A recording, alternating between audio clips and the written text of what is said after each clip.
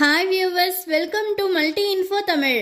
மாமரத்தை பற்றி தெரிந்து கொள்வோமா?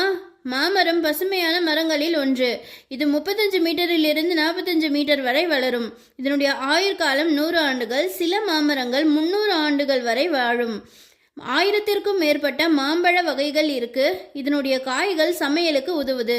மாங்கனி முக்கணிகளில் ஒன்றாய் கருதப்படுது. இதனுடைய இலைகள் தோரணம் கட்ட உதவுது. மாமரத்தின் வேர் ஆழமா வளர்றதுனால மண்ணரிப்பை தடுக்க உதவுது. அழகு சாதன பொருட்கள் செய்ய, மற்ற பிற வீட்டு உபயோக பொருட்கள் செய்ய இது பயன்படுது. விலங்குகளுக்கும் பறவைகளுக்கும் உறைவிடமாகவும் உணவாகவும் உதவுது.